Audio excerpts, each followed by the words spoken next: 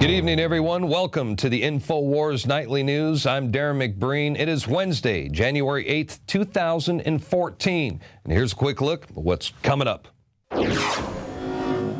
Tonight, as radiation readings soar on the West Coast, Infowars sends a team to report what the mainstream media won't. Regardless of the source, what does it mean for you and your family's health? All that and more, and live reports from the West Coast on tonight's Infowars Nightly News.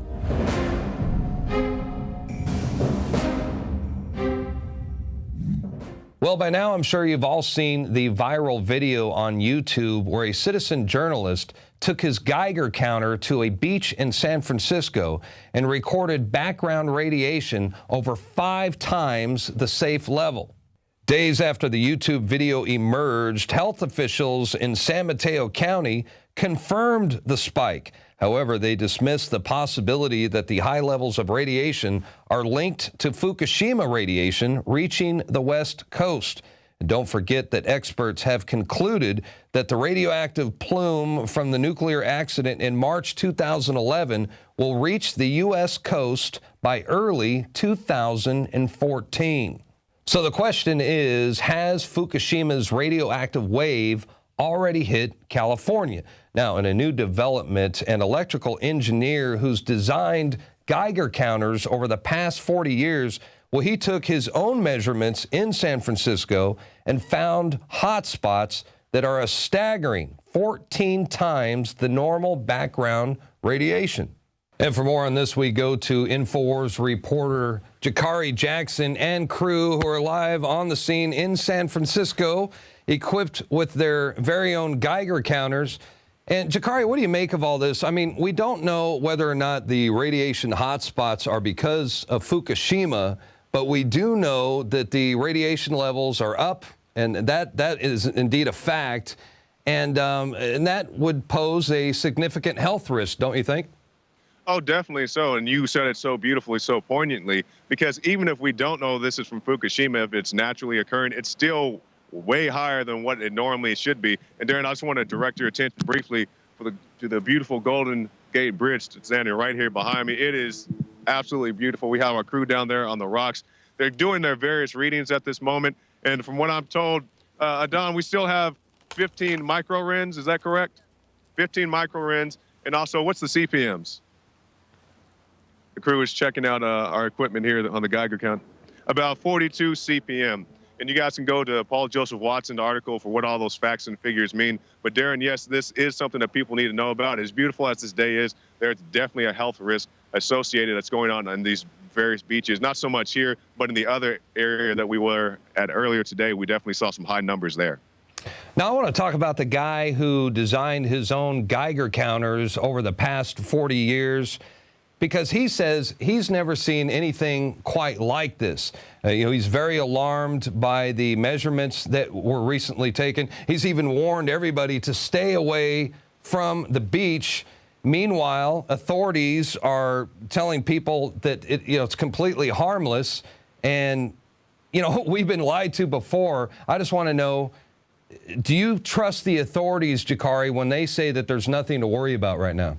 Well, if you think back, Darrin, on 9/11, they said the dust was safe to breathe. That was the EPA. Then it came out, obviously, that was not the case. Many people came down with many illnesses from the 9/11 dust. And I can't say that's exactly what's going on here, but, take it with a grain of salt. They say it's okay. Well, maybe it's okay for a little bit. You don't want to spend all your time out here swimming in it. Definitely not. And I definitely want anybody who's in this area to take that into account before they go jump in these waters.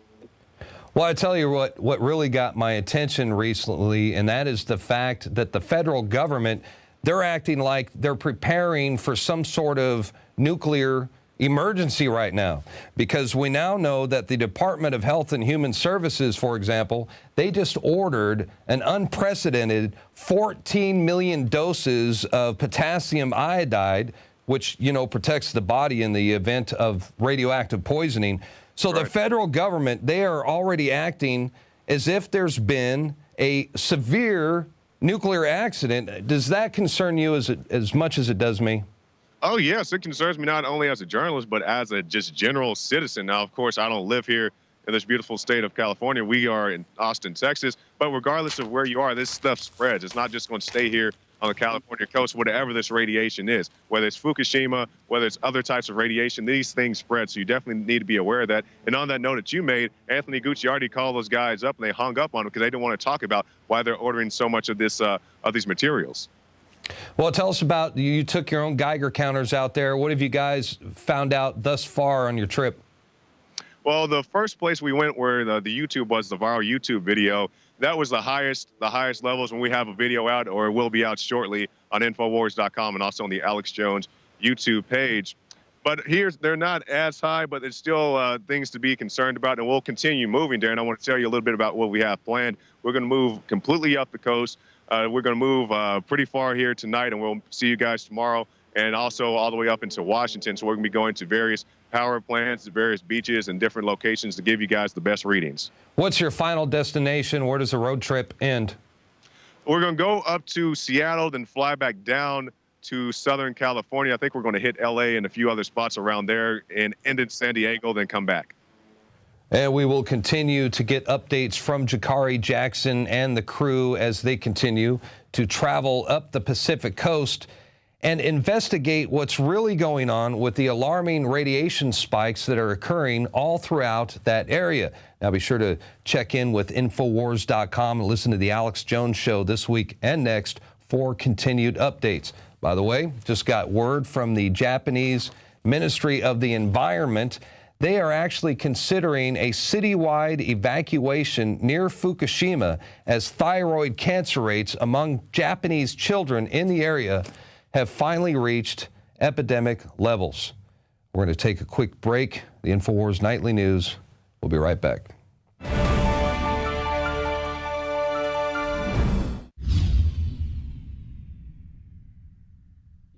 My friends, Alex Jones here to tell you about some of the most important information concerning you and your family's health. Radiation levels have more than doubled in the last 60 years in the Northern Hemisphere from all of the nuclear testing and radiological accidents. Radioactive contamination is now in most of the food supply. There's only two ways to avoid this. Move south of the equator or properly protect your thyroid with nascent iodine. Looking to protect my family, I've done deep research. Nascent iodine is the purest, cleanest, absolute best form of iodine to protect yourself and your family. It's made right here in the USA, completely non-GMO. I searched out the best quality and now have developed a double-strength form of nascent iodine, exclusively available at InfoWarsLife.com. Nascent iodine is on record as one of the only safe ways to detox from fluoride poisoning. Survival Shield Nascent Iodine. Secure your super high-quality nascent iodine today at InfoWarsLife.com. That's InfoWarsLife.com.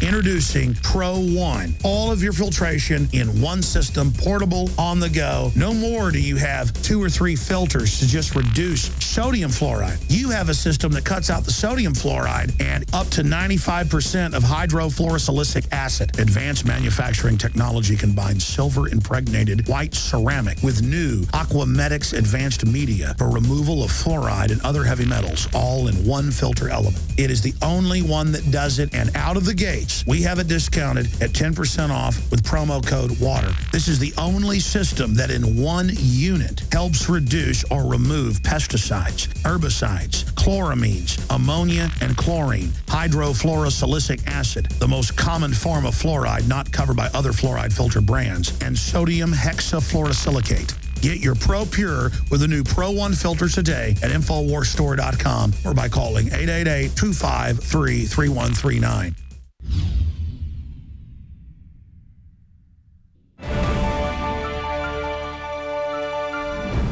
Welcome back to the teleprompter-free Infowars Nightly News. Up next, we have a special report from David Knight, who wants to know who is really in control of the presidential puppet, who is Barack Hussein Obama. Everyone's talking about Michael Bay's meltdown at the Consumer Electronics Show. He abruptly walked off stage when his teleprompter failed. Hollywood is a place that creates a viewer escape. And what I try to do is, as a director, I try to The type is all off, sorry, but I'll just wing this. Tell us what you think. Yeah, excuse me, I'm sorry. I'm sorry. Now, he's a director, he's not a professional presenter or an actor, and it doesn't really matter to anybody other than Samsung that failed, but it matters very much if our political leaders are reading off of a script. All politicians have used teleprompters from time to time, but Obama has become so dependent on them that when there's a failure, like there was with Michael Bay, Obama becomes speechless. Oh, goodness. Yeah, the president needs, I don't know if he hasn't, he always needs the script. Yes. In his hands or in front of him. Like what we have right here. Right. Obama's speeches are controlled events, and that control flows through the teleprompter. Well, I think a lot of the problem he had today was the late afternoon sun in Berlin, I think, ruined his use of the teleprompters. And so his usual dramatic wind-up was ruined. I think he was really struggling with the text there. Obama's public persona is so controlled that he won't even address a group of elementary students without a teleprompter. Well, it's nice to see everybody. Take it away. I am pleased to be joined today by my outstanding education secretary, Arnie Duncan, at Graham Road Elementary School. What's troubling about teleprompters and Obama is that it shows he's a tightly controlled actor. We know that Michael Bay was reading a script to sell Samsung products, but who are the corporate sponsors who are writing Obama's teleprompter script? Who's really in control of this puppet? It is wonderful to see all of you, and I want to thank everybody who's here. I think there's only one problem, and that is that my remarks are not sitting here. People, you know, things by Friday afternoon, things get a little challenged.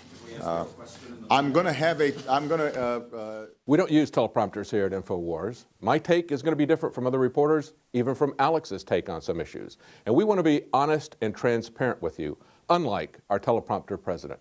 I know that uninsured Americans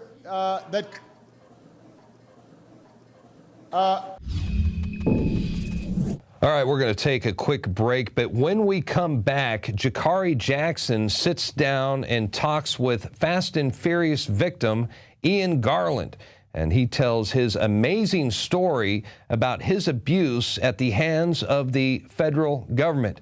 Trust me, you don't want to miss this one. The Infowars Nightly News will return right after this, so stick around.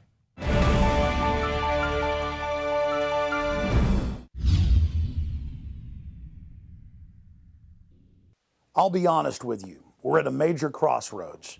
My radio show has almost become passé for many because all of the incredibly radical sounding things that we've talked about the last 18 years on air are now public knowledge. Almost everything we've discussed is now being reported by mainstream. As this tyranny is admitted, as Congress has hearings about Obama being a dictator, basically, if we don't educate the general public about this now, and explain to them that if the precedent is set for the office of the presidency to be dictatorial and autocratic, that will be passed on to future generations. And that's why the new January 2014 edition of Infowars magazine is now out. And I think it's probably the best cover we have ever had. We see Obama as the classical third world dictator, and that basically is what he is becoming. And there are 5 different articles about the transference of power and the degeneration of our republic into a bureaucratic dictatorship with the president as the dictatorial head. There's a bunch of other gun control articles, NSA stories. I'm really proud of the first issue of 2014. Guaranteed 2 or 3 people that you hand them to will end up reading it. And even if somebody else doesn't read it, they'll leave it laying somewhere and somebody else will read it. This is a very effective way to wake people up. It's a great tool. Instead of costing $10, $15, $20 like a book, you can get it as low as $1 a piece in bulk to get out to your friends and family. So that's InfoWarsStore.com to subscribe to the final year of subscriptions, and you can always continue to buy them in bulk at InfoWarsStore.com or by calling toll-free 888-253-3139.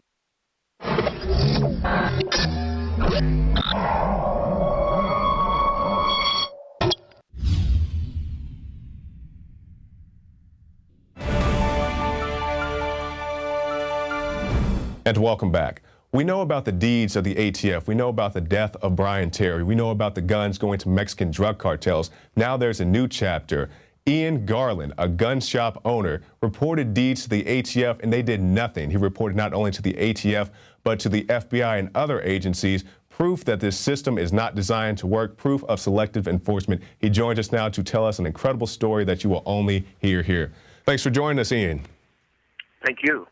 All right, now for our viewers who are not familiar with your case, can you tell us a little bit about how you came involved with the ATF? Yes, I opened first I moved from California to Chaparral, New Mexico, which is right next to El Paso, and I opened a gun store here in Chaparral and in El Paso, Texas. I was part owner of a gun store, and I started making sales, doing okay, and then I had some government officials from the city of Columbus one day come and buy several firearms. They filled out the appropriate paperwork and passed the background checks, and then they came back a month later and wanted to buy 10. And I said, well, what do you want 10 for? They said, we need them for our family protection along the border there, some for other officers. They buy, sell, trade them. And I'd already checked with the ATF and that was okay. So I filled out the appropriate paperwork again. They all passed the background check. That was the mayor, the police chief, the trustee, and a couple of other people there associated with them. And a month later, they'll come and buy some more. Then they'll leave it for a couple of months. And when you buy more than one firearm, I have to fill out a multiple reporting form. And I did that from day one. One copy goes to the ATF, one goes to the local sheriff, and of course you call in the FBI background check. So I notified 3 different agencies for 18 months. And basically they knew from the start these guys were smuggling, what they were up to as far back as 2007. And they let me continue, told me to keep selling 3 times. And next minute, I'm indicted on weapons charges of straw purchase. And I said, well, who did I sell straw purchase to? Aid and abetting. And they said, well, you let him buy for the police officer. I'm like, well, what does that matter? I'd already checked with the ATF. You said that's not a straw purchase. A straw purchase is when you buy for someone who can't. Yes. Yeah, exactly. And then here I am today. They lied in the indictment. They lied at the trial, the plea. And I fought it because these weren't machine guns, and also they used the wrong sentencing guideline book. That's very important. Not only did they lie about the machine guns, I had court documents where they did lie about the wrong sentencing guideline book. And every attorney I've spoken to said that wasn't a lie. They did it on purpose and thought they could get away with it. And Mr. Todd Coverley from Santa Fe, an attorney who stuck with me and fought this, won my freedom on Friday the 13th. And then I was homeless for 5 days walking around Las Cruces, which was unbelievable. I mean, they kicked me out in the street. I had no phone, no money, no car, no clothes, no ID. Oh, this just gets better. So let me ask you this, Ian. When you actually went into custody, did you have any property on you? No, they took it all. So well, my question is, did you have any property that needed to be returned to you upon your release? Oh, yes. Okay. The only property I have is my laptop, a GPS, which my wife bought me for a Christmas present. I have my camera, and I also have some CDs of our wedding photos. We were married on July 4th, 2007, and they won't give them back, and no one can tell me why. I mean, this is like 3 years now. When can I have my things back? I don't have much left. So they still haven't supplied you with the devices, the personal effects that you had when you went in? Oh, yeah, I have nothing. The clothes I was wearing, they're gone. They threw them out. Wow. This is a horrible story, Ian, and I do regret that we don't have a whole lot of time to go into all the intricate details of it. But I just want to show that our viewers that you're a law-abiding guy. You know, you're doing the background checks, you're doing your due diligence, and I also have information that you actually reported some straw purchases and some other activities that you saw illegally at a gun show. Absolutely. I complained of what was going on at gun shows, how these people were selling to minors and everybody and anybody, and they had signs on their table saying no paperwork, no background check. And I had complained to the ATF and said, this is not right. And ATF tell me, oh, well, that's legal. I'm like, okay. So my customers come to me and say they want to go to gun shows, trade, buy, sell, collect. What did I do wrong? Mm-hmm. That's exactly right. Now, Ian, we know about straw purchases. We know about private gun sales. Can you explain to us the difference between having a background check with a purchase of a firearm versus with the illegal activity that you witnessed? Well, I do my background check. It's a 4473 form. The person has to fill it out, name, birthday, social security number, etc. And I call them into the National Background Check Center. That's the FBI. And they give me a yes or no. And they give you a number that you put on the form, and that's kept for your record, and you write down the registration number of the firearm and away the person goes. And apparently in Arizona, New Mexico, and Texas, that person can walk out the door and make a private sale, and then that firearm is off the books forever. And a private sale, as I said, you can sell to anybody, and the firearm can end up anywhere. And well, they do. You know, I've seen guns change 5 times through private sales within an hour. Oh. Well, Ian. No, go ahead. Excuse me, sorry. I had one guy try to bribe me. I call it Leo incident, and it was well documented by El Paso ATF. He wanted to buy 2 firearms off me. I refused because it wasn't his ID. It was expired. And when I refused, he tried to bribe me $3,000 and the sale price of the firearms. And I said, no, we can't do that. And he left. After trying multiple times, he tried to bribe me that day. I said, no. So I called the police. I made a report. And then the guy follows me to a gun show again. And he just wouldn't leave me alone. Finally, the ATF got involved. Cut a long story short, they said I did an undercover sting with it, which was documented by the ATF. They got the guy. 2 weeks later, I'm down in my El Paso shop. Guess who walks in? Same guy. Same guy. I questioned the ATF about it, and they lied to my face. They said, yes, we got the guy. It led to something bigger. We can't talk about it. Thank you very much. I'm like, you guys lied to me. Oh, yeah. You wonder why in the end I didn't want to talk to you? Exactly, because you know as well as everybody else about the ATF Fast and Furious scandal that you already alluded to, how they're giving guns to Mexican drug cartels, but you, the private seller, the business owner, doing all your sales legally and lawfully, they want to target you. Now, Ian, I want to talk a little bit about your incarceration with the time we have left. You were incarcerated in solitary confinement for over 400 days. Is that correct? Correct. 473 days wow. In a small cell, freezing, sitting in raw sewage, cleaning it up with my underwear and hands, not once, not twice, multiple times, while they sat there and laughed. And that was at Las Cruces and at CCA in Estancia. I tell you, if my mother could see that, that would kill her. That was unbelievable how I was treated. Exactly. And people want to say, you know, it's not all the ATF, and I do agree there are plenty of good agents out there, but, you know, the mainstream media spin is that these were just 1 or 2 guys who went out there, went rogue, and gave these guns to Mexican drug cartels. It was very much more well-connected than just a couple of guys. Well, strange enough, John Dodson, we all know, he was the whistleblower. He had had enough. You know, I mean, the government here didn't mind that they were killing thousands of Mexicans, but when one Border Patrol agent was killed, that, you know, John Dodson had enough, and he came forward. And today I met with the Consul General of Mexico and the Attorney General, Assistant Director of the Attorney General of Mexico for about 90 minutes downtown El Paso. And they're pretty PO'd at what happened. I've given them my whole story, and they're going to file an official complaint. Can you tell us a little bit more about that encounter, your recent encounter? Yes. The Attorney General? Yes. Yeah, I was contacted that they wanted to speak to me. I guess they've never spoken to anybody before on the other side. They've heard the lies from the ATF and the government here, of course, and they were just amazed about the private sales, the straw purchase, how many firearms actually went to Mexico, how many times I was told to keep selling, with another gun dealer here in El Paso, by the way. And that gun dealer looked at me and said, well, if they tell us to keep selling, it must be okay. And he was just amazed, and he's got my whole story. They're going to get back to me, and this is going to go to the head office of Mexico, their highest department, so he tells me. They're pretty PO'd of what happened, I mean, how the guns went to Mexico. They were very interested in how the trace information works, and he said, well, when you put the gun on the form and it goes out the door and that guy sells it privately, what happens then? I said, well, yeah, it's gone. He said, yeah, so it's gone, and how do you trace it? You can't. I mean, you know, they can go find that gun and go back to the original purchaser and say, hey, well, I sold it at a gun show 2 years ago, and that person sold it to someone else, and there's no trace information. I even asked the ATF about that. I said, well, that's pointless. They said, well, yeah, we can't do anything about it because that's legal. Okay, if my customers did that, what did I do wrong? What I did wrong was sell to these people that they knew were smuggling for 18 months and then try to make me a scapegoat because it makes them look pretty bad with egg on their face when I was notifying 3 different departments, 3 different law enforcement departments. Exactly. Exactly. And if nothing else, they have to say, well, we're not even paying attention to the paperwork that comes in. Oh, God. You can't believe what happened. I had a guy steal 2 rifles. I found the guy, and... How did you find him? Oh, yeah, this story is amazing. I mean, I swear to God, he had a temporary printout. from DMV, which I can take. He had a checkbook that matched, and he was doing the background check, so I'm kind of comfortable with that. 2 weeks later, check bounces. I go to that address, non-existent, phone's gone. I go to El Paso PD, they won't help me. I go to ATF, they don't want to do anything about it. It's just like, too bad, you lost the rifles. I go to Otero County Sheriff's Department, they put them on the database.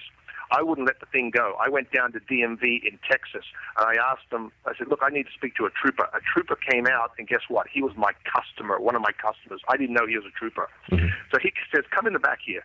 And we went over the paperwork, all the ID information I had. He pulled the guy up. It was a white guy in Garland, Texas. The guy who stole from me was black. On the form 4473, one of the things you have to mark down is race.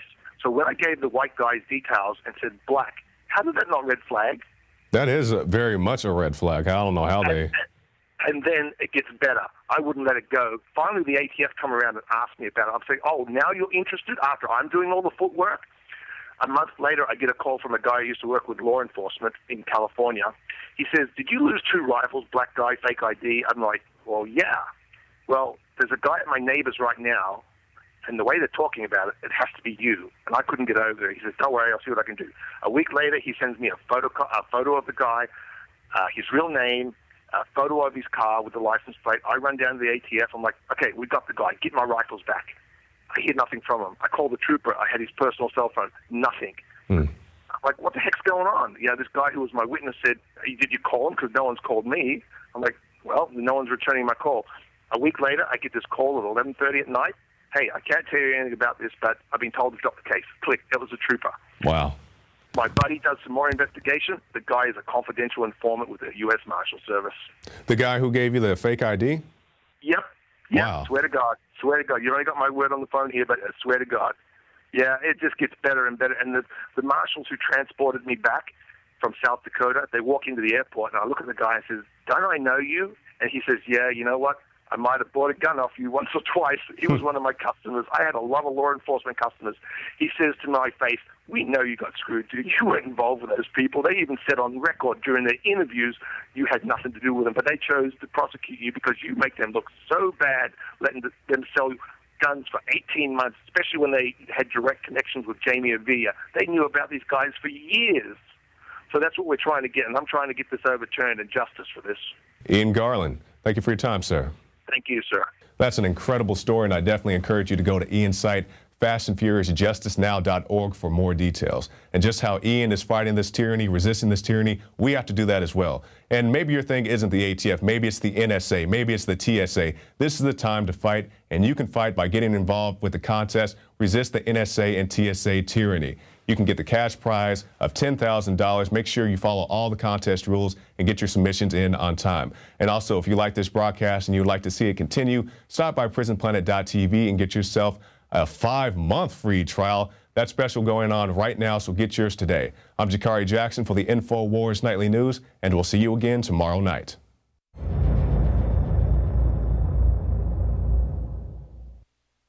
Now you can watch The Alex Jones Show live as it happens at Infowars.com/show.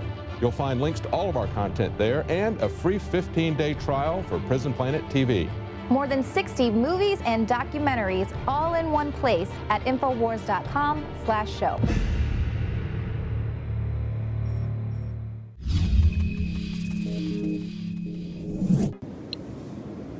We're south of San Francisco, just a little bit south of Pillar Point Harbor at Surfers Beach, where the viral video was shot showing high radiation levels. So we're here at the bluffs. Let's see what these bluffs read out. So we have 60, went up to 72, 70. Now, the local newspapers here are reporting that a CPM of 30 is what's normal for this location. So we have 70 right now. Let's turn around to the black silt where the man in the video said he had very high readings and see what those read out. Walking towards the beach. This is the black silt area. As you can see, the meter is picking up speed here. We jumped to 90, 104, 120, 128, 144, 162, still climbing, 194, 222, 240, 264, 262, 270, 284, 286, 292. And remember, they say 30 is what's normal for this location. So high radiation levels right here. So we're about 270, 276. So we're maxing out around 280 or so. And remember, 30 is what's normal for this location. Now they're disputing that this isn't the cesium-137. They're saying this is radium and other things that naturally occur in the environment. Whatever it is abnormally high. And so we're going to be out here all week long, not just here in California, but driving all the way up the coast to see what the locals think about these situations and what they think it is. This is Jakari Jackson for Infowars.com. Alex Jones here with a message to fellow freedom lovers. The prognosis for the entire planetary economic system runs from bad to worse. The globalist model is to shut down societies and starve patriots out until they acquiesce to the global takeover. That's why we've assembled the most vital and important preparedness items at InfoWarsShop.com. These are items that I did research on, that I personally use. We've got the life straw, so you can turn fetid water into safe water anywhere you go. The K-Tor hand crank generator to charge up key equipment during power outages or out in the field. Strategic Relocation, 3rd edition by Joel Scalzo. When Disaster Strikes by Matthew Stein. ThyroSafe, used by Homeland Security to protect yourself during any radiological event. Hand crank shortwave AM/FM radios. Everything that we've researched and found to be the best is available at InfoWarsShop.com, and your purchase makes our InfoWar possible. We're getting prepared. Are you? InfoWarsShop.com.